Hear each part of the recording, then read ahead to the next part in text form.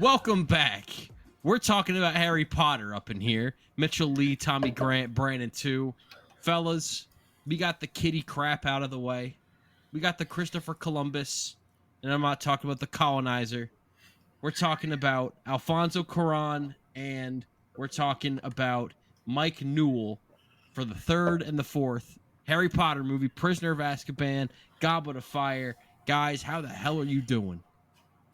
I am doing pretty damn good because I am excited to talk about Prisoner of Azkaban, and I know you were excited to talk about Goblet of Fire.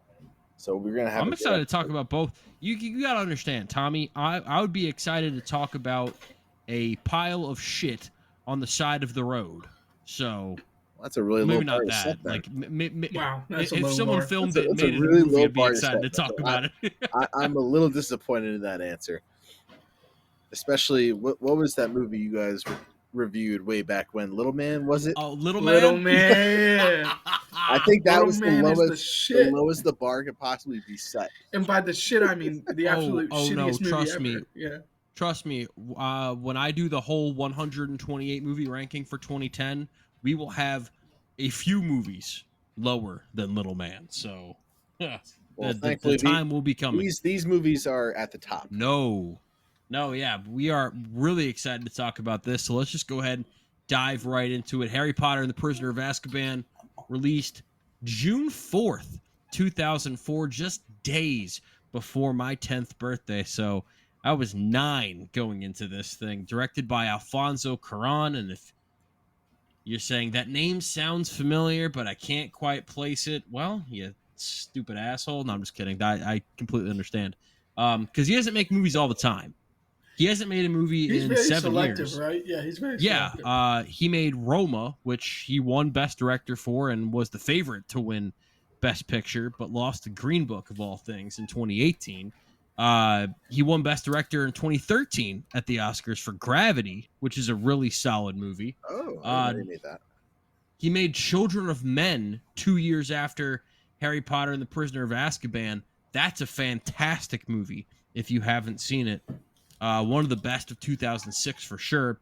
And then Doesn't the one that doesn't really that broke have him one out. of the best scenes like of all time where they're like in the car and they like back up? It does have a really good Yeah. car chase scene. That's Oh, like it's an really awesome well scene. done. Just, Yeah. just a great director. And E2 Mama Tambien really broke him out in 2001. Got him some more mainstream attention. Even though it wasn't a mainstream film, it was Oscar nominated. It got people's attention. And of course, Harry Potter and the Prisoner of Azkaban, the first non-Christopher Columbus or Chris Columbus or whatever the hell his name is, directed movie in the franchise, and you can tell from the jump with this thing. From the opening It is a scene, night and day difference. That's my first. That's my first thing in my review on Letterboxd is tonal shift, completely different. we are in a completely different movie And with it's funny Prisoner of Azkaban. because Christopher Columbus had originally signed up to do the entire series. And Interesting. after the first two films, he kind of was like, yeah, this is way too much for me. And I'm away from my family way too much. I need to stop. And I think that's Right. what ends up happening with a lot of directors when they sign up to do series is they don't realize how big of an undertaking that is. Like, I know George Lucas had a lot of marital problems from all his dedication to Star Wars. I know Peter Jackson had a lot of family issues because he was just constantly just working on the movies because it's just back to back to back to back. And that's kind of how these movies were too. It's just you had one after the other. I think there's only a year break between the first two, and then you have a gap year, and then you have movie three. But bringing Alfonso Cuarón in was just a huge tonal shift, and I think it was for the better because it kind of sets up more of like a coming of age type movie. Whereas I don't think we would have gotten that with Christopher Columbus. well, from the very jump, you get the obligatory Dursley scene, but it's a lot shorter in this movie. And I liked how you finally get Harry that like kind of standing up for himself Mm-hmm. with them, like almost like pulling a gun on them as far as like just taking out his wand, like, look, you know what Yeah. I can do with this. Mm-hmm. And then you've got the night bus scene, and that's really where things for me The night bus. as a third. Step on the hell was night that? bus. No, that As is as sorry. as sorry. as a 30-year-old and as a 9-year-old, we're like, wait, what the hell? This doesn't feel like Harry Potter, but it's like, just roll with it. This It's- guy it's a can't lot- drive. Yeah. Taps the I'm car like, at the end. I'm like, what oh, no. what the hell's going? They get this old man and this other thing, and I'm not gonna lie to you. I know a lot of people really enjoy the night bus stuff. I'm not really one of them. I think it's fine. I loved it I think because the I night bus sat is there and funny. thought, wow, for people that don't actually drive, because wizards don't need to drive, they still came up with a way to defeat traffic.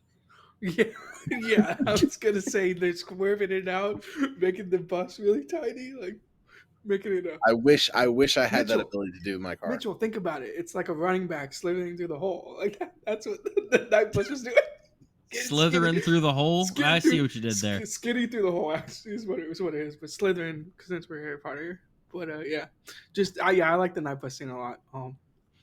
Yeah, even though I'm making fun of it. But why are you on the ground? Or I fell over. Why Well, you do I that? think another important part of the whole night bus scene is it's kind of Alfonso Cuarón's way of opening up the wizarding world. Yeah, that's fair. That's fair. The first two movies, you just had Diagon Alley, Hogwarts. That's it. And a little bit of Gringotts, but that's still Diagon Alley. And Whereas the this- Dursleys' place. Yeah, the Yeah, Dursleys' you Yeah, don't but really that's get. not the wizarding world. The Weasleys place. The Weasleys. Correct. Yeah, Yes. the Weasleys. But this is more like kind of the night scene of the wizarding world. You get to see Yeah. sketchy shit. You get to Which see, we get to later in the series too. We get to the Yeah. more So I'm cool with it. Yeah. Just a complete tonal shift, and yeah, I don't know. And like my girlfriend was watching with me, so she made a comment like, "Oh, this is the movies where they start wearing regular clothes." And they're not wearing the Hogwarts robes I the entire The time. remember- robes all the time. Yep, I yep. remember seeing an interview because like Alfonso Cuarón didn't want to do the Harry Potter movies. He was asked to do it. Yeah. I read that Guillermo del Toro was actually the one who convinced him Oh to do the man, movies. this man He would have told me, made he's like "Don't a be sea stupid, creature like, out of nowhere. Yeah, I was gonna say the whole movie would be about monsters, having sex with students or something. Well, Like, if anything, this series would be one of the ones where he could succeed with that because you have so many. You should Different have done the creatures. Fantastic Beasts movies. Let's Yeah, be he honest. should have. He should have. Yeah. But we have like the Boggars, the Hippogriffs, the Dementors, the werewolves. This would have been the perfect movie for him to have done it. Yeah, But- that's a fair point. Yeah. But thankfully, he convinced Alfonso Cuarón to do it. But he wanted to separate himself from Columbus, and he wanted to bring individuality into these characters, which I think was Yeah. important, because especially since it was a more coming of age type movie. In Yeah, the actually- books, they wear regular clothes, right? Like they don't just wear robes the entire time. I don't There's no think. clarity behind that. Supposedly, they just wear robes and like basically just boxers underneath them. Oh, okay. From Yeah, House that makes Brad. sense. So to have all these teenagers actually wearing their own clothes and kind of Right. it allows us to have a little bit more character depth to it, which I think was important. Otherwise, you I'll just say that robes all the time. one of the other things that made this feel a little bit different was you definitely have more new cast coming in for this one. Yeah, True. That's a For fair point. one, we have a new Dumbledore because Richard Harris died in 2002. So you bring on Michael Gambon, as And you can the, tell, but you're still like, it's not as subtle. It's like it's subtle. It's not as like in your it's a face about it. weird transition because Right. the third movie you have him kind of he definitely has a more serious tone to him because he didn't want to just repeat Harris's work, and he kind of has that like smooth, relaxed vibe to him. But then all of a sudden you get those random moments where he's so intense and yelling, and you see that more in the you fourth. get that. Yeah, I was gonna say you get that more in the Well, fourth the and meme the in fifth. the and you're fourth like, is who the the best fuck one. is this Dumbledore? You put your real name in the Goblet of Fire. I really like his Dumbledore. Yeah. I've just, maybe it's because I got more time with him, but I kind of preferred I that. like his Dumbledore too. I mean, I like the first two movies as well. I like that Dumbledore too. But this Dumbledore is also like matches the tone shift of the Yes. series too, which I think is important.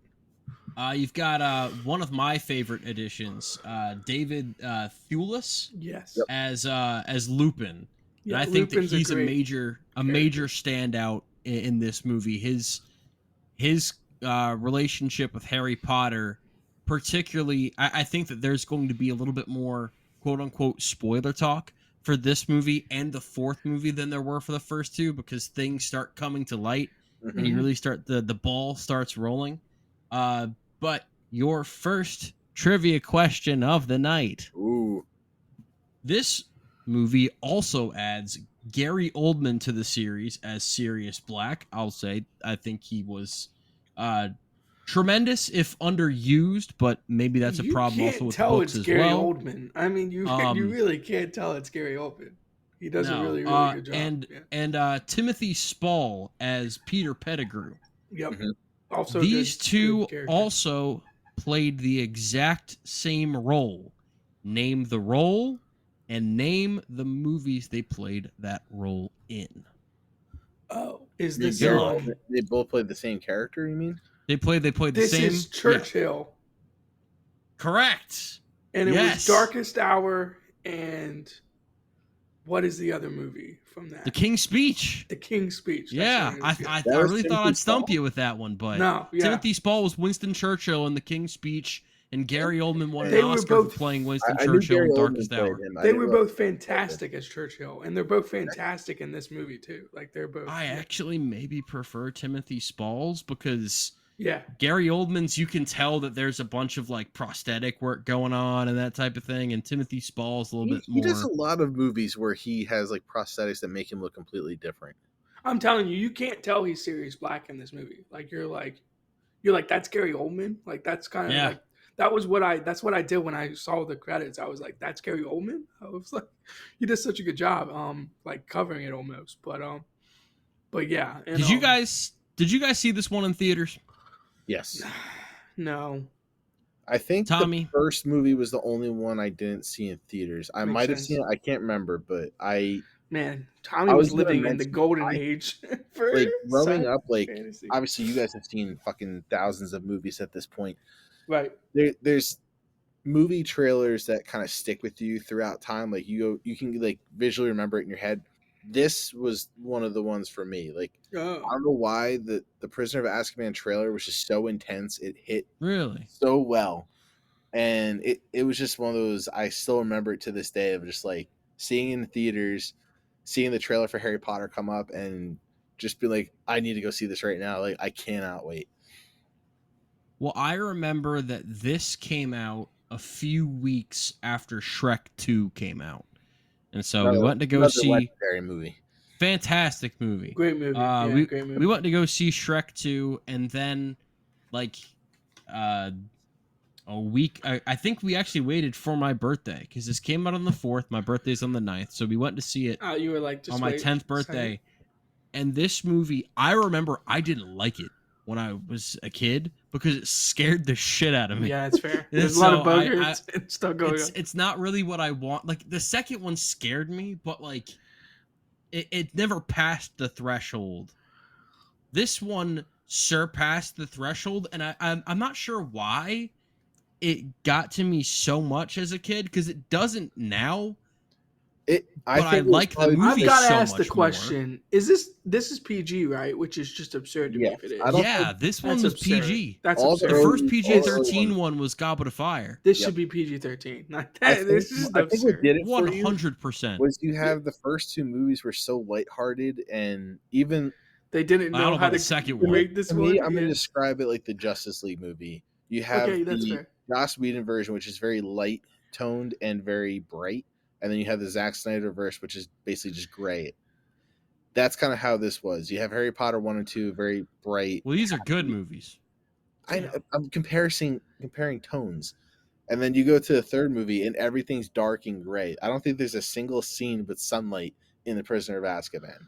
Dude, the best scene in Prisoner of Azkaban is when they're playing Quidditch in a fucking lightning storm. Exactly. Exactly my point. I was It's just like, a very what dark. is going you have on? the fucking Dementors, which, by the way, those were horrifying. But the As a child, Dementors, the Dementors immediately make this PG-13. Like, what are we doing by having it Yeah. not be PG-13 at that Like point? they dove into the hard depths, like the whole like just seeing the hand like curl around the door as it pulled it open. I'm like, yeah, Right, yeah. they're going for the Like, horror vibe. what 10-year-old is like watching this movie going like, "Yep, this is acceptable." I was very frightened. Let me tell you, I was I mean, very I frightened was by at 30 that. years old. The hand coming across the train door, you're like, "Oh shit!"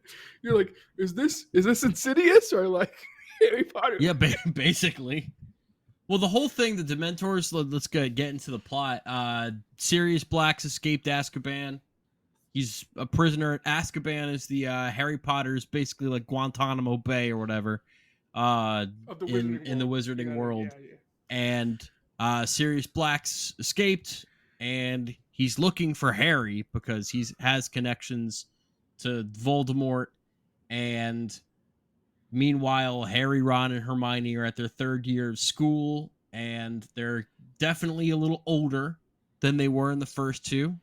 Again, this series definitely lets you, at least Tommy and I, and the age that we were a little behind as far as age goes. We weren't necessarily growing up with them because, Right. they're like, what, 13 in this? And again, we were Yep. like 10. Yep. So we weren't growing up at the same age, but we were kind of growing along with them.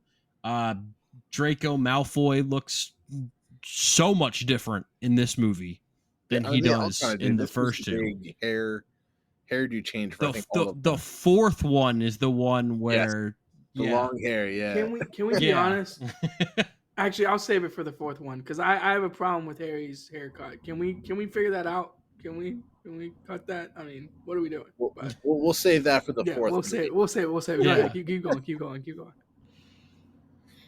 Where do you guys want to get into this? I mean, Because I kind of just want to like get into the finale of it, but I don't want to rush. All right, that. so let's do this. I have one gripe with the casting, Okay. and not only because this is the one thing people complained about the most. While the casting was phenomenal, I love Gary Oldman and David Lewis, even Timothy Small. These characters in the books are supposed to be like very early 30s. They're supposed to be our age. They look like they're fucking 50 years old, especially Gary Oldman in this movie. I can't remember whether you sent something in a text message about that or whether Sarah walked by. It might have been both and was like, shouldn't they be a little younger? Yeah, aren't these like wasn't Sirius Harry's only parents' like 20 age? years old? Yeah, 20 years old. They're supposed to be very young, and that obviously they all look very old. But again, I don't think it hurt it that much because the acting was phenomenal, so it didn't really hurt the movie in any way. If we use our math skills, Lily and James are like 23, 24. This is 12 years after they die. Let's just round it to 35 is how old they should be. Right. They should be 36 to 35. Yeah, around that age. Yeah. And they do not look 35 into what you're saying. So, and my other gripe with this movie is they remove, again, this is something I mentioned last week. They remove so much of the backstory and all the little side plots going on. And they make little changes here and there, which, every movie does when they make an adaptation, but it's just so weird why they made those changes. Like in this, we have Harry Potter. I think it was probably the oddest ending with him getting the broomstick and just flying away with it, like after he knew who Sirius. What an incredibly odd, especially way to end the movie. In the book, he gets it halfway through the book, right? And there's this whole big conspiracy. Like Hermione ratted out Harry getting the broomstick to McGonagall because she thought it was cursed from Sirius Black. Right. And this whole plot line, and at the very end, Sirius Black's like, "Yeah, I gave you that broom, of course." And everybody's like, "Wow, I wanted you to be the best secret in Hogwarts." Because he was basically watching him from the woods because he was he wanted to see Harry, and he was doing all this. Because the Quidditch match happens like halfway through. He loses his broom in the tree, in the Whomping Willow, and then he sends him the firebolt. Yeah, because he's like, "Sorry, you got your broom like." And then you have manhandled. I think we'll just dive into the ending like Mitchell would like, but in the ending we have a whole huge dialogue spew from Black and Lupin to Harry, basically describing who they even were, like the whole Marauders aspect, like their whole Padfoot, their whole life's backstory, all the stuff that happened with his parents, all the stuff that happened to him in school, and the whole reason of how Sirius Black even escaped in the first place. Because in the book, Crouch comes to the prison, drops a newspaper, and he sees the picture of the Weasley family that went on vacation that we see in the beginning of the movie, of that like image of them all like waving to the picture, and he sees the rat. Him knowing who Pettigrew was, sees the missing finger in the picture, and goes, "That motherfucker, that's him," and that's what inspired him to escape because he realized that Pettigrew was still alive. We don't get any of that backstory in the movie. It's just I don't need I that, do. man. No, I do. I need the backstory. I need. That's called nitpicking, my friend. is it picking nits? I don't think it's picking nits, because to be honest with you, I think the Sirius Black Lupin storyline is very, very strong. But it could have been better had things been explained. Nothing was really explained in the storyline, if we're being completely honest. Especially because I didn't. this movie is one of the weird ones in the series where it's the only book that doesn't have Voldemort in it. Sirius Black is supposed to be the big villain of this movie, and you finally have the moment where you can give the whole backstory and explain as to why he's not a villain, and you're just gonna scrap all that to the side and just say, "Oh yeah, no worries, I'm We not just bad." found out. Yeah, we just found out he's not bad. I Yeah. had no issue with that because I thought that it was all built up beautifully in different ways. I thought that the stuff with Lupin teaching Harry how to do the Patronus and where that all came full circle to in the moment where Harry's got to save himself and Sirius, which my big gripe with this movie is I kind of don't give a single damn about the whole time turner thing. I just don't. Well, to I be don't care fair, about that at all. that's another plot that just like doesn't They really get spend way too much explained, time on and they spend too like, much is time the on it. bird gonna die? And like, The hippogriff, but yes. yeah, To your point, His they name is spend. Bucky. He has a fucking name. Yeah, Mitchell. he has a name. To your point, Mitchell, they spend so much time on it, but they really don't like explain it. Hermione just goes like, "Oh, how do you think I've been in like multiple classes at once?" Like, and I'm just like, "Oh, that's like an acceptable answer." Like, you just been like messing with time the entire year. Like, oh, you just could do that. And Well, Professor McGonagall's fine with it. Like, everyone at Hogwarts is okay with you just like manipulating time. Like, the other thing is like you have Hermione in the book who kind of has that thing where she's just progressively looks worse and worse throughout the book because she's literally splitting herself into two right, to right. all these classes. So And like she can't sleep. Yeah, and it's yeah, just so like, she just looks disheveled the entire which is thing. not what happens in the movie. She No, looks she just looks completely fine. She's like, oh hey, yeah, this is what I've been doing the whole time. No big deal. right. And so I just feel like you yeah, could have spent like 10 minutes explaining Hermione's And like whole and thing. there's the You know whole what I mean? concept of the fact that we learn in the future books that the whole Ministry of Magic, they regulate time turners, and there's all these laws behind it and how you're not supposed to. Basically, So she's a criminal. Yeah. it's like one of those things where it's like very few people even have access or are able to use these, and it's like a using case of emergency type thing. Yet McGonagall just happens to have one, and she just gives it to a 13-year-old and says, "Hey, here's specific yeah. class. You're Don't fuck taking that shit up." 25 credits this semester. Let me help you out. Like, It's one of those technicalities that I just always thought was silly. Yes, it's still fun to watch, but it's just like I don't know. I do think the time they spend with the time turner is just a little bit too long.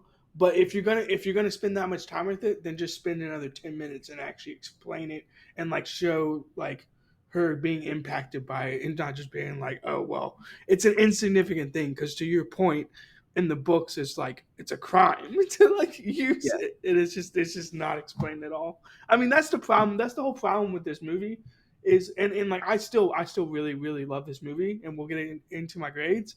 But the problem with this movie is some things are just not really explained, and it's just like you're supposed to know like yeah. what is going on, and I don't know if I I don't fully. necessarily mind that. Like, I Yeah, thought that I really liked this movie. Does a great job of making me feel what it wants me to feel. Like when Harry does the Patronus charm and he realizes that it wasn't his dad, it was him. That's a really powerful moment. I really, really like. I felt exactly how they wanted me to feel. I thought that the scene in the tree, wherever the Whomping Willow is Mhm. that where that was in, with Harry, Ron, Hermione, Peter Pettigrew, Lupin, Sirius Black, Professor Snape getting in there, and you get that first little hint of like. First of all, I always felt watching it like these were all like old like college roommates basically that had gone through some shit together Right. I and were mean, getting essentially, up that after a is long kind of what it is. yeah, like I felt a history between these people, which was incredibly interesting to me. But also, you get that first little hint of like where Snape is, you know, things to come down the line with Hmm. Snape.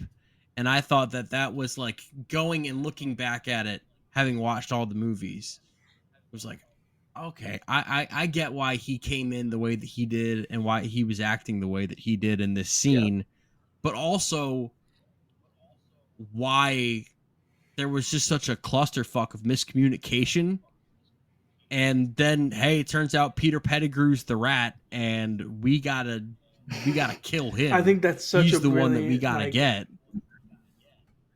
I think that's such a brilliant like allegory or like metaphor. Like he's the rat. He's the informant or whatever. I just think it's so fucking funny. I But think that was also, the it was purpose. Yeah. No, I But know. also, it It's was a actually it's great not great. It's way not great writing if you bring really the- think about it. But whatever. Well, it was a also, great you way look to at, bring the map into things. yeah, but you also have Remus Lupin. Remus literally Yeah, means that's true. wolf. The map. Yeah. So you know, Yep. Yep. Wolf it's a little on the nose, but it's also they're also kids' books. doesn't take a So- genius. Yeah.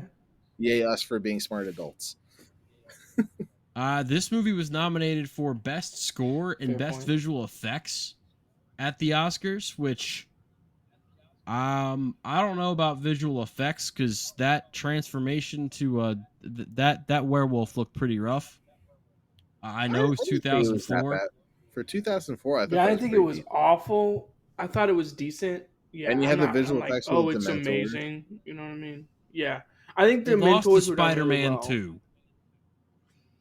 Should have. I mean, yeah. I mean, Spider-Man 2's got some good effects. If we're being honest. Yeah, I mean, Doc I don't Ock know. I'd alone argue in that Spider-Man Harry Potter was 2 better, but is a winner Yeah, exactly. over Doc Ock.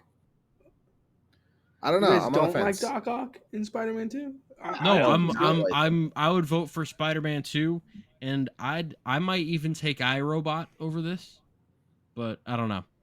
I'm not a fan iRobot's of such a that good movie, but You're not a fan of Yeah. iRobot? I don't like iRobot at all. Ooh, yeah, I give it like a. Well, we'll probably review it sometimes. Hey, we're here to talk about Harry Potter Yeah, and the we're here to magical talk world Harry of Potter. Hogwarts. The magical wizarding world of Harry Potter. Do you guys have anything else? Because that's my biggest gripe with this movie is just, I just don't think I would have rather had 20 to 25 more minutes and just more explained. Basically, is my whole. That's But, my great for yeah. every Harry Potter movie is Yeah, having that's more fair. having more context. He put wants in. 200. He wants 2 hours and 40 minutes. I'm sorry, but these books are like 500-600 pages long. No, I'm with you. I'm with you. You have Lord of the Rings that were like 200-300 page books turned into 3.5-4 hour movies, and you have 600-page books that are like 2.5 at most. This is why, like, every time we talk about movies like this, I'm like, this would have done really, really well as a show, like as a one season, and they're doing it now, so we'll see what they do with it. But if this had came out as a show first, and they got to spend time each season with 8-10 episodes a season, that it would have been sick. It would have been awesome. That or just simply have directors or someone with the balls to simply request make a "Hey, 3-hour can we make movie?" these movies longer. Yeah, like a 3.5-hour movie. Can we make a 3.5-hour movie? Thanks. I mean, look, All right, maybe if you're a where- kid, you're not going to the movie for 3 hours. Biggest You know gripe what in I the mean? movie: the ending. I hated the ending. I hate it. You Okay. hate the freeze frame? Yes, the dumbest fucking ending to these. That is the I smartest freeze I frame kind ever. of dug it. I kind of dug the hate freeze it. frame Like too. this- I don't kinda want dug every it. movie to end that way, but for one of them just to go, you know what? Let's get stupid with this. I For don't mind. me, this movie had the Wait, best wait, wait, trailer. wait, wait. I Did I'm you on the like fence. I the? want to say it had the best ending credits, just with how they put the map in it with the credits. I thought Oh that was yeah, really that was cool really effect good. that The they map had. was really good. But the ending was fucking stupid. I You hated wanted it. more time with the map, right? If we're being honest, like if 10 more minutes had been spent with the map, I would have been like, "This is sick." Like this isn't Dora. Like we don't 10, need to 10 focus more on the minutes map, with but this anything. is cool. 10 more Yeah, minutes with anything, I would have been yeah. happy. But we got a freeze frame of him opening a broomstick, which in the book he got halfway through the book. My Kinda favorite parts, my favorite parts of this movie are actually the transitions. Do you guys like the wipes where they like go from Oh, like with the little summer? butterfly or the Yeah, bird just flying around. right. They go Yeah, from summer to like winter. Like he's that like, was "Oh, I Alfonso can Cuarón teach throwing a you." little bit of Yeah, cinematography into the world of he's like, Hogwarts. "I can teach you after the holidays," and then it just like wipes to the holidays. I'm like, "Oh, that's well done." I'm like, yes. I'm like, well done, Alfonso. Yeah, that's All right, that's you probably guys my all want I to favorite start have. part with of the movie. grades? Yeah, go ahead, go ahead, go ahead. Do you want me to? Tommy? I think Want me to I think start? my All grade's right. gonna be high. If I'm being honest, I think it's gonna be higher than Mitchell. This is gonna be a high one for me. I'm giving this one an A 15%. 15, nice, nice. Yeah. 15. It's a solid A. Mitchell, I'm gonna be higher than you, so go ahead. Do you do think you're going to be higher than me? Yeah, I think so. All right. Well, I'm higher than Tommy, which is something I did not expect.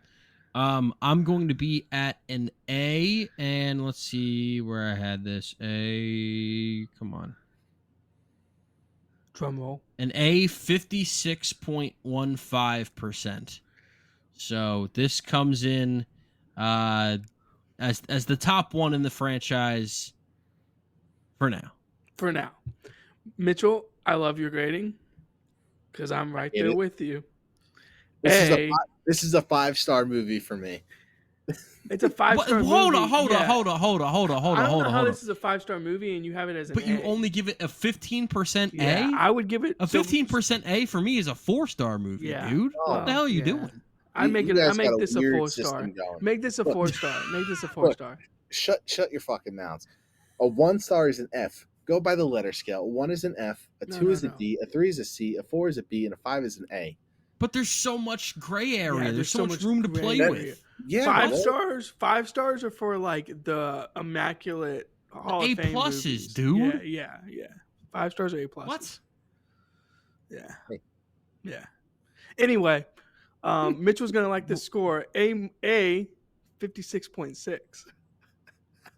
You just had to one up me by 0.45%. No, I put it in. I swear I put it in before we. No. I don't doubt you for a second. But the fact that you were so like, I'm definitely going to be higher than you. Yeah, I thought you were and gonna then you be. came in. I thought you were gonna be in close. the 30s. I thought you were gonna be in the 30s. Like I was actually kind of surprised Tommy was like 15, but I guess he just hates the honestly ending just as make up much as we numbers. do. Well, I mean that too. I mean, yeah, that's fair. But I also just found it shocking how much better Daniel Radcliffe's acting has gotten from each film. yeah. Well, I think we this can one save the acting had for the the most- 4th one, right? Because the 4th one I is know when he him and Gary actually. Oldman hit it off. Yeah. And I think Gary Oldman became very much a mentor to him, just as much He's as like- Alan Rickman was. Like He's like, take this shit serious. You're Harry Potter. he was the only one that really hit it. Well, I think I'm sorry. I'm I just think he was- imagining knock that shit off. You're Harry Potter. I think Daniel Radcliffe was the only smart one in that the whole younger cast, because he became a sponge and he just soaked up all the knowledge from all these Yeah. insanely talented actors. I wouldn't necessarily go around calling Emma Watson a dummy. I'm not saying she was. I'm just saying like he was very well known for spending a lot of time with these older actors, But like it's asking also questions and for advice. it's also very interesting just to see like Mitchell was saying, like the arc. So like the first 2 movies, it's kind of like, okay, the acting is like not that great because they're child actors. But then it's like this movie, it's like, okay, it's a step up. And then as we get to Goblet of Fire, it's like, oh, like there's another level to this. It's like, okay, Let's get into Speaking of Goblet of Fire and teen angst. right. Let's teen get angst, into yeah. Harry Potter and the Goblet of Fire. Now, this was a 2005 movie, so just 1 year later, but new director again. We got Mike Newell, who I had never heard of. He did Donnie Brasco. He went on to do Prince of Persia: The Sands of Time, which I'll be talking about in about a month, which is, I think the kids call it mid these days. That would be the best word I could use to describe it. Not awful, but just mediocre. And this one came out. This one, the third movie came out in the summertime. This one said, you know what, we're going back to November. Back to the holiday. We're going back to November because that's when Harry Potter movies should be coming out. Harry Potter Christmas. Everybody wants that Yule Ball at Christmas Eve, baby. That's what it's about. This one had a little bit of a bigger budget, 150 million, made just What's under with the 900 budgeting million. of these films? I gotta be honest. What's with the budgeting of these films? It should have exponentially got more expensive. Like they should have been like, let's put real fucking dragons in this movie. let's get crazy. We'll get to that. We'll get to that. But this was the third highest grossing movie of 2005. Good. Name the two movies that made more money. 2005 domestically, that movies. is. I gotta like rack my brain for 2005 movies. Yeah, I'm trying to think what even came out. One of them is like obvious when you think about it, and the other is not. 2005 movie. It's like really more people saw or more that one made more money. It's the Pirates of the Caribbean movie. No. Damn. I don't know why I said that so angrily. I'm not mad at you. You just got it wrong. Sorry. I'm trying to think of movies that might have came out in 2005. I mean, yeah, Tommy, it wouldn't Tommy, be something dumb. Tommy. Is it Star Wars? I'm trying. Tommy. What? Oh, Revenge Batman of the Begins. Sith. Revenge of the Sith. That's what I said. Is it Star Wars? Yes, that's one of them. And no, Batman Begins is not one of them. That didn't do as well. Okay, I'm looking at 2005 since I gave up. I don't think it was this movie. Narnia, yeah, I don't think it was this movie. Narnia. But I know, it was Narnia? Okay, there you go. That's surprising. That's Narnia, surprising.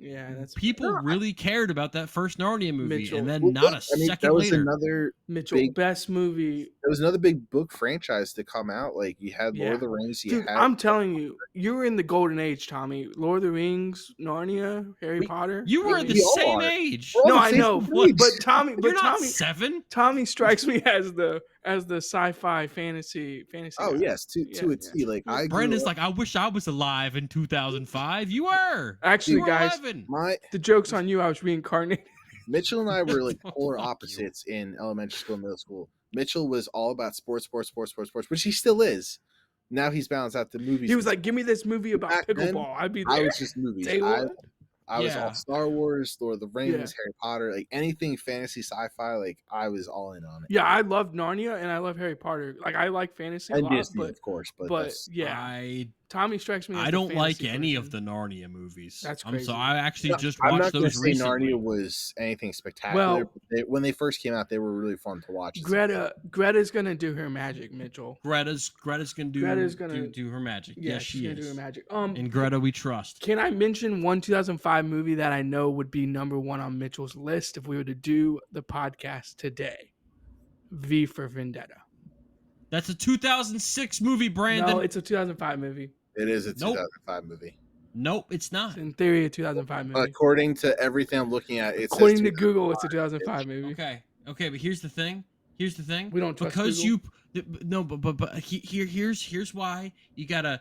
I don't want to be that guy. Here's Mitchell's why you're wrong. But you gotta do your own research. Okay. The Confederate. Yes, this movie premiered on December 11th. 2005, making it a 2005 movie at something called shut the fuck up at something called Butt-Numb-a-thon. Oh, it was released in theaters to the general public on March 17th, 2006. Okay. I'm sorry, I'm not to release it. No, I'm not catering my release dates to Butt-Numb-a-thon. Okay, I'm not doing that shit. Fine. Google is. If Google in Google we trust, because Google says it's 2005. Google told me that Chris Paul's nickname was Child Porn 3. So no. I don't know anything to say otherwise. I don't know anything. I don't know anything about that. Yes, you do. Speaking of Disney, that's not Chris Paul's nickname. Speaking of Disney, Are we gonna cover Disney sports movies like The Greatest Game Ever Played? Oh fuck yes. Okay. We Because that is might an have, exceptional golf movie. we might get to that like in our 40s, but yeah, Yes. eventually. Look, Awesome. we're gonna be doing the movie podcast till we're dead because there will never be enough movies for us to cover. Yeah. I really like Oliver Twist. It was such a good movie. I'm not gonna be saying Nah. good things, but Best 2005 Twist, movie, that's for Charlie damn and the sure. Chocolate. Oh, yep. Charlie and Chocolate Factory is a good one. Yeah. That's good. Well, I would say as of the 6 2005 movies that I've seen so far, I love how you my got the favorite- number. 6. my favorite is Harry Potter and the Goblet of Fire, That's because awesome. I recently dethroning Pride and Prejudice because Okay. I really It's re-releasing enjoy- back in theaters, Mitchell. You gotta That get is- that is- ready for Pride and Prejudice. that is one of my fiance's all-time favorite movies. You're gonna and be there day it's- one. I'm getting It's ready really for that growing on Revenge me. of the Sith re-release in theaters. I can't wait. You That's can do gonna be- well. that's gonna We'll be go fun to see. We'll go see Pride and Prejudice, and you can go see okay movie that people have really put on a pedestal. And you know what? I'll still be It's happier fine. than you when I leave that theater. Okay, That's Goblet not of Fire. true. You You can't. Thank you, Brandon. You can't put your name in the goblet if you're under the age of 17. But George and Fred definitely tried. Sorry, I jumped ahead way too far. But yeah, You go really ahead. did. Go ahead. The Goblet of All right. Fire is it's about the Triwizard Tournament, Yes, which yes, is why this thing really appealed to me when I was 11. Because Tommy, you were correct. I was very much into sports, I'm sports, correct. sports, I sports, and saw I you hadn't every really day of my deviated life. from that. Mitch was yet. like SEC football. No, I'm just kidding. Yeah. I'm still a big sports head, but I'm a little bit more. You're now split right down the middle. You're exactly, half yeah. sports, half movies. Back Exactly. then, there was It was- no I was- getting Mitchell off sports. Singular focus. Sports yeah, movies, exactly. man. Yeah. Yeah. Men. Man, like you know how people go like I half promise man? the third one isn't men, Brandon. People go like half man, half amazing. You're just splitting the 3 minutes. Oh, You're I like- you're- didn't know where you're going with that, Yeah, Brandon. sorry. Keep going. My fan theory for Mitchell is that he learned that there were sports movies, and he saw a sports movie, and that slowly brought him into the world. He was like, Hoosiers is the That's sickest my movie head ever. He's like, Hoosiers is sick. I love It Hoosiers. took me a long time to actually like sports movies because for the longest Damn. time I'm like, it doesn't look a damn thing like that on TV. What the hell? You're like, This- Rudy this would looks never make the awful. fucking The only movie I've ever watched with Mitchell in my life was one time I slept over. We watched Pirates of the Caribbean: Dead Man's Chest. Yeah, that's true. Only movie I ever That's watched. right. It's such a good movie. That's such a good right. movie. And you had to go home because I went with one of my friends in my neighborhood to Uh-huh. see the third one the next day, Yes. and we all hated it. Mm. But yeah, you were like that movie went on forever, but it was really good. And I think you were asleep I like can the whole just- time. Yeah, I can yeah. just imagine Still to this day, that's the one Pirates I can movie I just will still fall imagine asleep in. Tommy being like, "This movie blows." What do we do? But again, enough tangents. Back to Harry fucking Potter. Yeah, seriously. And the Mitchell, phenomenal Mitchell's cast sitting there they going put- like, "Rudy would never make the fucking line of scrimmage for Notre Dame." Stop. Yeah. Harry Potter. Harry Yeah, Potter. sorry. bitch. Go ahead. Ralph Um, Fiennes, Brendan Gleeson, So, David Tri-Wizard motherfucking Tournament. Tennant. Yeah, Damn, Dave Tennant. Yeah, they all-star added- cast coming in. Yeah, they Dave Tennant well was let's not forget about my boy Bobby P. Yeah, Bobby Bobby P Um, was cooking. dude. Robert Pattinson as No, he Cedric got Diggory. Yeah, we're very close. He lets me call him Bobby P. He's great as Cedric Diggory, and we'll get to He Ralph has the best Fiennes' scene in the entire movie, and we'll get to it. But false. This is my favorite Harry Potter movie. okay, I do not think it is the best. It is not the one that I think will get the highest grade. But as far as just like the one that I just love watching over and over and over again, The entertaining factor. and I do think that this movie has the highest highs of any of the Harry Potter movies. And I think even the people that don't like this movie as much as me would agree that its ceiling is very high. But its floor, it's kind of like the people that don't like this movie or don't like it as much as me probably see it the same way that I would see a bum-ass quarterback like Cam Newton, where the peaks are very high, but the valleys such a stupid. can be kind of low. and it's just not very consistent. Okay. But unlike Cam Newton, I think this movie brings the trophy home. So let's get into why that is the case. You're not going to trigger me. We're not going to get into a Cam Newton debate. I will say this. This isn't even a hot take. This has 3 of the 5 best scenes in all of Harry Potter. I think because well, of how, let's stop beating around the crazy this bush. What are movie those? was. Yeah. What are those 3 scenes? What are those 3? The dragon scene with the broom is absolutely... That dragon looked incredible. You're Yeah. telling me that movie came out 20 years ago? That was sick. No, just think about the werewolf transformation that happened in Prisoner of Azkaban, And then they were like, that happened the year before, Yeah. and the dragon in 2005. Yeah, I'm with you. That looked unbelievably good. Has the best Voldemort scene in the entire series. Which one is that? The birth of Voldemort. I mean, Well, that was, the whole thing in the graveyard is just it's immaculate. It's perfection, honestly. That is something I will never forget watching. Yeah. Because I hadn't gotten to Goblet of Fire yet, as far as reading it, when I saw the movie. So you were like, And holy. And so I, like, you hear about Voldemort and this is the big thing for this movie. We'll talk about Triwizard Tournament and the Yule Ball and the teen angst and the hair, and we'll get to all of that. But we do kind of have to Ron's lead fashion with sense.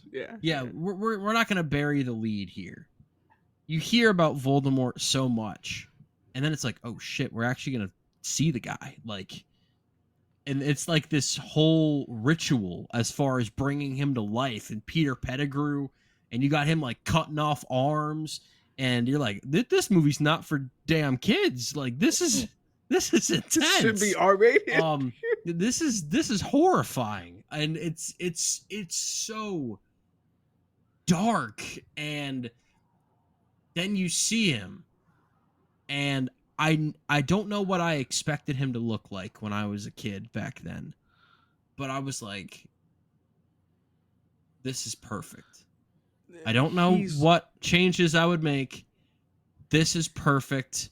I love everything about this character. This is everything I wanted, this evil son of a bitch that people won't even say his name. And Ralph Fiennes, who is an actor that I have loved for quite some time now. Mm-hmm. I mean, even if you just have been keeping up with my Letterboxd for the last few years, Conclave, The Menu, You're like, he's Ralph had is in some it, yeah. He's had some bangers the last few years. Schindler's List, he was amazing in that. But this here, this is just incredible stuff, and he really brings, like, I think Voldemort is a villain that is constantly slept on as far as the movies go. And maybe some of that is just by the design of the character. They do such a good job with that. Tommy, you're shaking your head. Do you disagree? You don't think Voldemort looks good? It's to my gripe of how they do these movies and how they end them and cut all this stuff out. I'm telling you, in the books, J.K. Rowling. In the books. She writes these insane battle scenes where he's going doing all this crazy shit, and it never makes it to the movie. Yeah, you don't see these intense battles that he has and all this crazy stuff that he does. They just cut all of it out. You know what they should do? They should bring back Ralph Fiennes for the show, and they should just throw him. Yeah, they really should. I would support what they did was, you got to take the book and kind of capture the essence of the book. And I think that they did that. And I mean, if you have a problem with that graveyard scene, the hell's wrong with you? I don't think Tommy has a problem with it. No, I just think they cut the stuff out of it. I just think they cut. That comment was more meant for like 5, 6, and 7. That's fair. Well, then why are you talking about it now? Because this is when we first. We're not talking about 5, 6, 7 right now. So we're talking about 4. I will say this: movie 4 Voldemort was perfection because we got him. He was to the book. He had this really intense battle. The way he moves around, he's growing ears as we're like seeing him. The camera's turning, and the ears are like forming in his head, and like the nose is like it's still a slip, but like it's like popping out just a little bit. It's like he's like literally growing in like front of us, and it's disgusting. Like it is dark, it is nasty. When Pettigrew drops him into the cauldron, that is disgusting. It's great, but it's just like, what did he just drop in that cauldron? Like that's not even like a human. And then yeah, I'm with Mitchell. It's perfect. But keep going, So Tommy. Yeah, keep it's going. All right, yeah, go ahead, Mitchell. he gets to this graveyard with Cedric Diggory at the end of the Triwizard Tournament, and they waste no time killing Cedric Diggory. Well, Most of the time, whenever you're killing people like this, can I? it's Yeah, either a some sort of- Can I heroic just thing say- or it's something. They No. just kill him. No wasted movements. I think I'm fine with it. Just like not wasting any time. Can I no, just say, that's a positive. yeah, that's a positive. Can I just say, like, it's really sloppy writing for JK to be like, let me fucking kill Cedric Diggory here. Like, why can't he just be like LaFleur or like some like LaFleur's sister or something? Like, why does it No. have to be Cedric? Like, Because we don't give a fuck about those people. Correct. I don't we like don't. it. I don't like We it. don't. So- Also, so what's with this? I think what's you with have this? to when Let's you're tie introducing together someone like 1, 2, Voldemort. 3 bullshit. Like, what's with that? Like, Harry needs to stop being virtuous. Like, if Harry hadn't been like, let's do it together, Cedric would still be alive. So fuck that. I'm just saying. I wanted more Robert Pattinson, and we got robbed of Robert Pattinson as Cedric Diggory. Well, Robert Pattinson had other young adult franchises Yeah. to be a Who part would have of. played So. in Twilight? Damn it! That's a Yeah. fair point. That is such a fair point. That is such a fair Who point. would have Cedric been? Diggory Yeah, died, so Edward Cullen could walk. That's fair. I'm not sure that was a great trade if we're being honest with ourselves. That's what I'm saying. That's what I'm but saying. I think Him and Brandon- Cedric is so Wands for good. Sparkles. Go the ahead. thing go with ahead, that is you have to when Thanos really appears right. in Infinity War, You gotta like do something. he beats up the Hulk and kills Loki immediately. Game of Thrones when they just kill. When you have the big bad appear, you kind of gotta let people know that, like, all right, fucking around time's done. But my thing is, Voldemort doesn't even do it. It's Pettigrew. He's just like kill the But extra. he does it on Kill the Voldemort's spare. order. Yeah, kill the Kill spare. the spare. Because this ain't Harry Potter and Cedric Diggory in the Goblet is this, of Fire. fucking No, this is bowling? Harry Potter and the Goblet Kill of this- Fire. Yeah, exactly. Cedric Diggory is not coming back, which I that scene where they come back to the arena. That's the best scene. That's what I was gonna get to. That is the I best do scene. think that's kind of And the peak of I Harry think Potter. I'm gonna be honest. People, yeah, that's his apex mountain. That is the top of the mountain. Yeah. It will never be touched. And people meme the shit out of it, but it is so good. It is like the band starts playing, and then you just see like the faces start to change, and Harry's just like, "Stop! Don't touch him!" And then my favorite part of the entire scene is his dad. Just it wrecks you. It's like, my boy. I my would disagree, boy. and I'd say the apex was Order of the Phoenix when Sirius dies and Harry Okay. goes. I think that's in the top 5 scenes. So I wouldn't even argue with you that it's a great scene. I'm just saying this has 3 of the best scenes in all of Harry Potter. I think that scene, because Or of 3 the of the top fact 5, that because I don't think it's the best, but yeah. Yeah. I don't think it would have had the same impact if it was a sudden thing. They come back and everyone is joyous and celebrating. You know, Harry's won the Triwizard, the Triwizard tournament. The band's playing, people are cheering, and the then tuba just kind of like the cuts. The tuba cuts. the- You like hear it. Yeah. the slow realization Yeah. of people in not just that Cedric Diggory is dead, but Voldemort might be back, and that whole like he's back, Voldemort's back is fucking chilling in a way that it really got to me when I was 11, and it still gets to me Yeah, in it this gets to day you now, because you yeah. have all of these movies where people won't even say this guy's name, and then he's back. And you know, Tommy, you've already kind of talked up 5 a little bit, and I can't wait because I love the things that 5 does based off of how this concludes, and Yep. unfortunately it mirrors a lot of, you know, real things. But I just think that it sets things up so well for the coming movies, but also concludes this so well. I've got to give everyone major props. And then at the end of the movie, like, we'll kind of get into the I don't want to say negatives, but you know, maybe such. Dumbledore at the last 5 minutes of this movie just goes off as far as That funeral dialogue. the dialogue that they give him in the last 5 minutes of this movie. I'm not Not particularly even fond of heroes. You know, the dialogue between him and Harry, and the we soon will all face the choice between what is right and what is easy. Yeah. And then the speech that he gives at the end at the funeral for Cedric Diggory. And it's just like, man, this Dumbledore just got me. I just it's a really powerful ending to the movie, which is why, kind of going into the negatives a little bit, I think that the next like 2 minutes could have been cut out completely. Yeah, you just don't need it. Because they're all like, oh yeah, things are about to change. And it's like, why the fuck are we happy? Yeah, they're sending them off, and it's like, I don't care about those 2 schools. I really just don't. Like, Yeah. We'll never really see them again except for brief glimpses here and there. Right, like, are we we'll ever going to see Victor de Crumb LaCour. ever again? Yeah, it's like, yeah. We'll see Fleur de LaCour and Tenet. That is such a good call. That's such a good call. Okay, can we talk about the elephant in the room?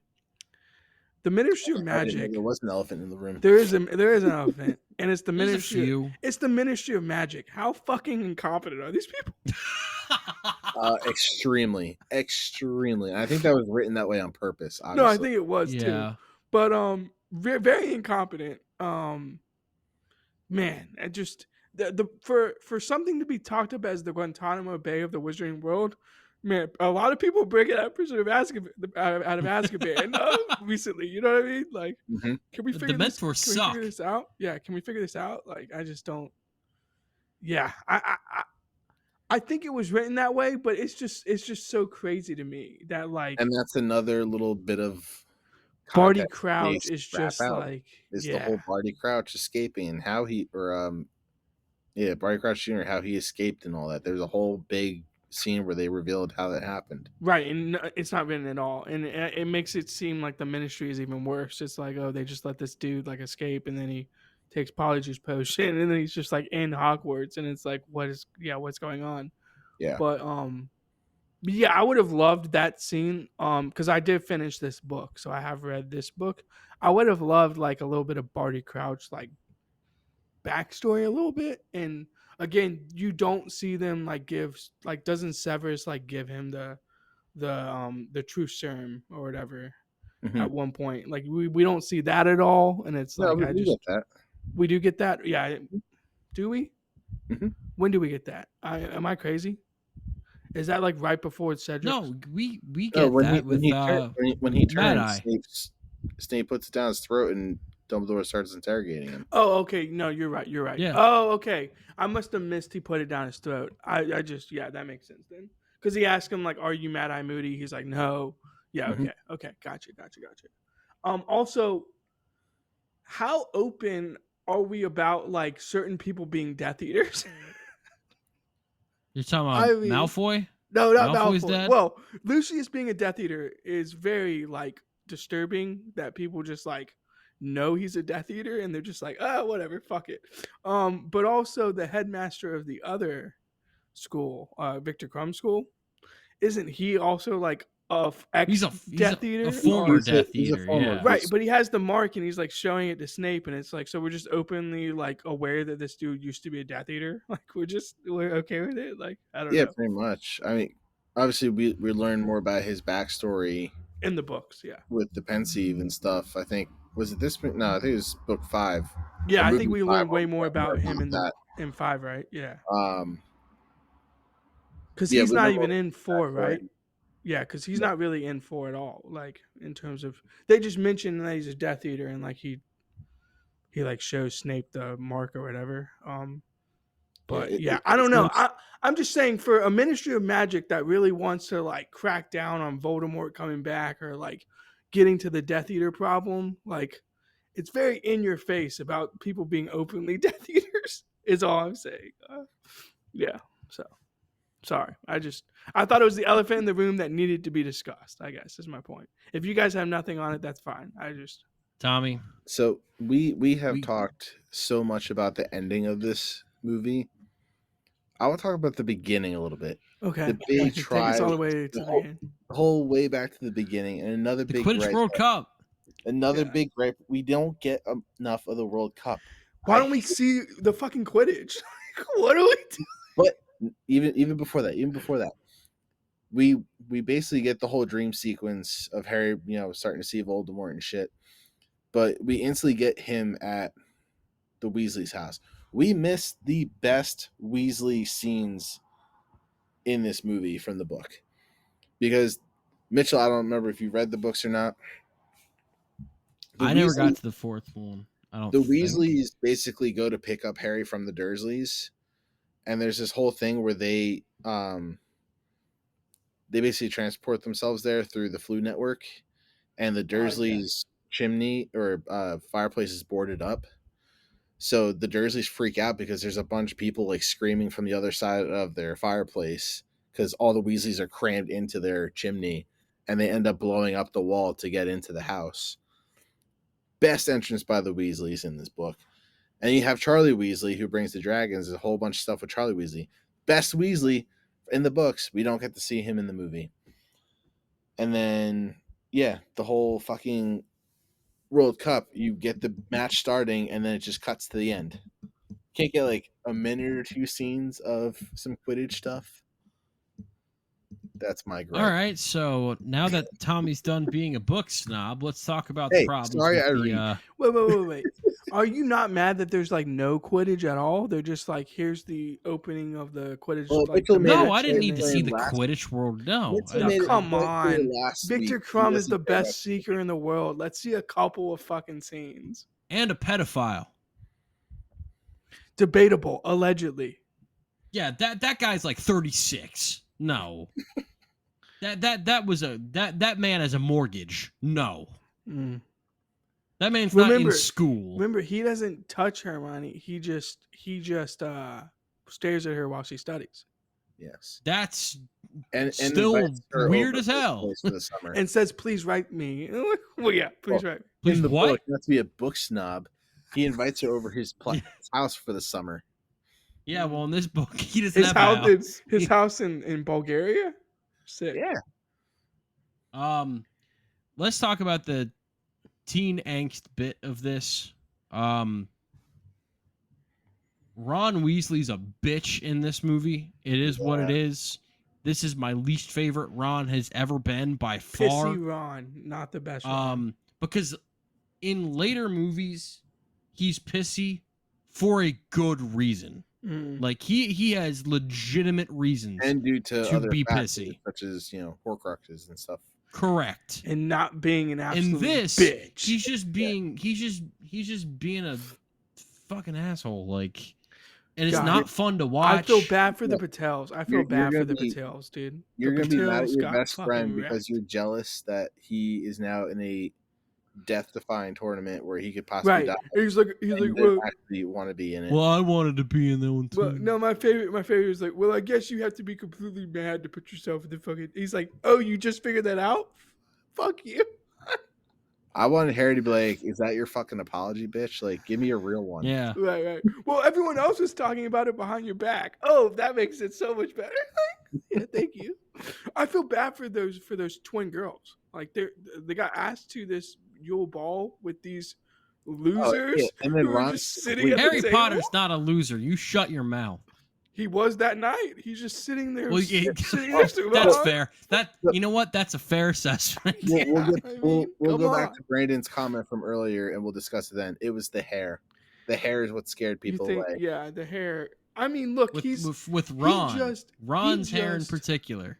Yes. Both of them, like, get a haircut, like, trim it up just a little bit, like. And I know I'm not the one to talk when I'm definitely 3 weeks overdue for a haircut myself. Yeah, but Mitchell, you're pulling more of a book 3 Ron right now. Right, that's book 3 Ron, not book 4 or 5. You know what I mean? Yeah. Like, what are we doing? Like, cut the hair just a little bit, trim it up. Like, come on. Or wear a hat. Like, wear a hat. I know hats aren't popular in the wizarding world, but put a hat on. The big pointy ones are. Yeah. I want to see people walk around with like Boston Red Sox like caps and Yankees caps.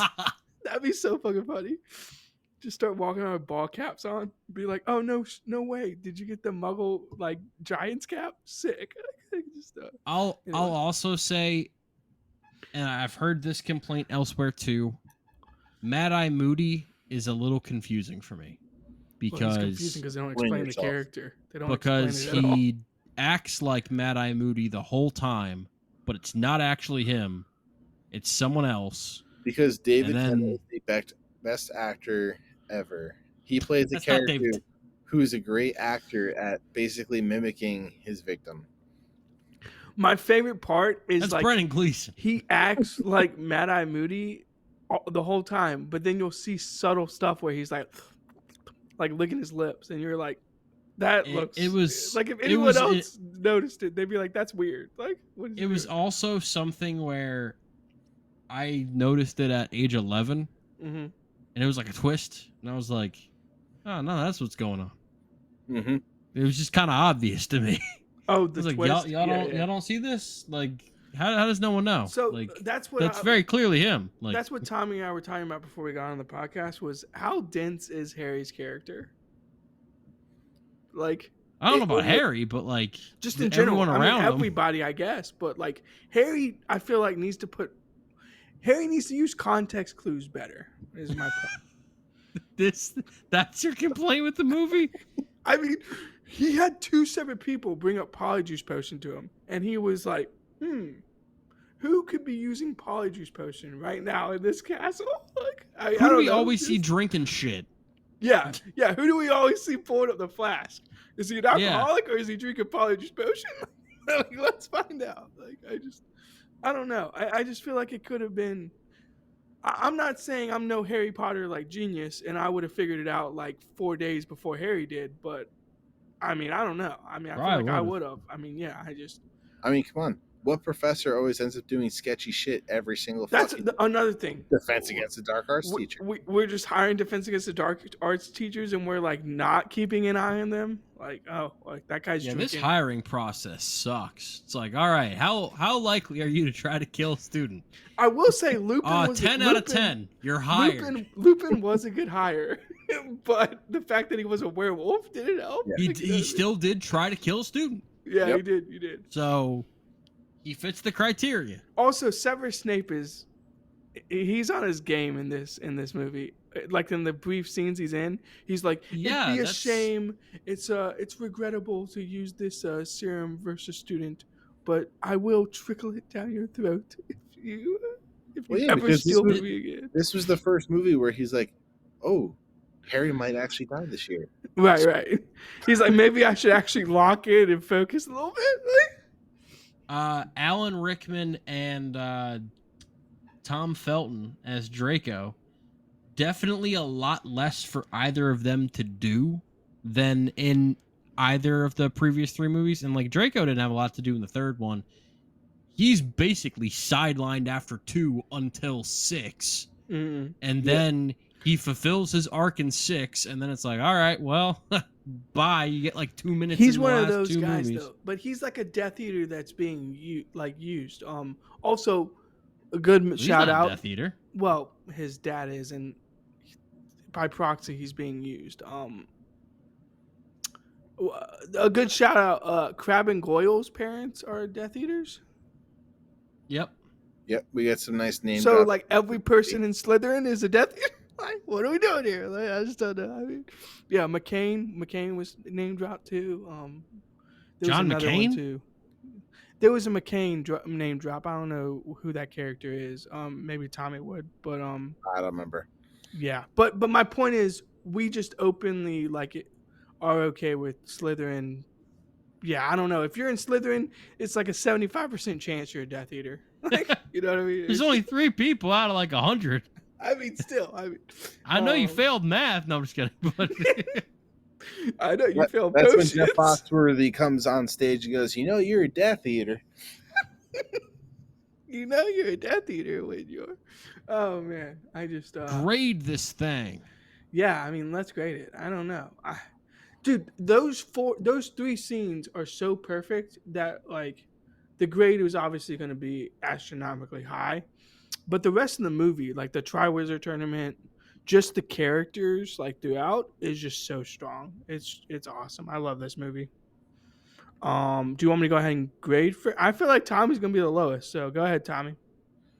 I gave this one a B plus. 20%. Yeah, that's tough. That is tough. B plus. What? Sorry, I cut you off. What percentage? 20%. 20. And the only reason is because I'm a book snob, and all the changes from the book to the movie drives Tommy's me. Gonna love this HBO show. He's gonna love this HBO. No, show. I'm not. I am horrified to see this thing come out. Yeah, but in fair. terms of all the movies, I watch them all the time. 3 and 4 are definitely the ones I watch the most because I think they're the most entertaining films. They're definitely From rewatchable. a critical standpoint and from an adaptation standpoint, they're the worst. Fair criticism. I do think they cut out a lot of like the E and F plots in this movie that are actually kind of important. Before they cut out like B and C plots. No, I know, but like they're like JK was in her bag. She was just like, let me write an E and F plot, a G plot, an H plot. Like she's just like, let me write all these subplots. But again, you also have the problem of it's a super long book. They gotta cut stuff out. Yeah. There's a lot of good stuff that they cut out that I was kind of mad about. Fair that was enough. The first movie I watched. I'm like, really? They didn't put all this in? Mitchell, the big question is, are you going to be higher than me? I don't think I'm going to be higher than you because some of the teen angst stuff and some of the stuff in the middle just lowered this more than I thought it was going to. I thought this was going to be an A+ movie, and that's tough. It did not get there for me. It's an A 74.11 for me. So still a movie I really enjoy, but not one I can get to where maybe I used to when I first saw it. I love not being the Harry Potter hater in this group of individuals. There's no Harry Potter haters. We all like Harry Potter. I know we do. I love I snob. love being the Harry Potter lover, I should say, because I'm giving this an A+. I can't believe I didn't have my letterbox up. A+ 23.4. Damn. That's high. Yeah, high movie. It probably would make like most top 10s most years. So absolutely, you gave it an A+. Yeah, I like this movie a lot. So rewatchable. It's just so rewatchable. And I will say again, 3 of the 5 best scenes in the entire series are in this movie. I will give you, I think it is the most rewatchable of the series. Yeah, definitely. Yeah. I mean, I could just watch the Triwizard stuff over and over and over again. Like it's like you're watching, football replays. Just sports. All Harry Potter. The dragon scene, like you can just watch him, jump on the firebolt every single time. Yeah, that's some good stuff right there. All right, well, Harry Potter and the Prisoner of Azkaban and Harry Potter and the Goblet of Fire in the books next week. That means that the Order of the Phoenix and the Half-Blood Prince, also known as the movies no one really seems to talk about from these franchises. It's a mistake. Well, we'll be there to provide our opinion about it next week. We've already kind of given some hints as to how we might feel, but I actually haven't watched 5 and 6 just yet, so I'll have to do that. I have like in my life, just not like as rewatching it for. I'm not making things up. Tommy just like throws the microphone like, wait, why are we even here? No, I've seen the movie in my life. I just haven't seen it like. You scared me. I rewatch it. I don't just go based off of when I saw it 5 years ago. No, I rewatch everything. So, we will be doing that next week, and then after that, it'll be the Deathly Hallows. So more Harry Potter to come. Keep listening, or don't. I don't run your life, but I'd prefer you keep listening. I think we've got some cool stuff to say. So, yeah. Bye. Bye. The review's over. Bye.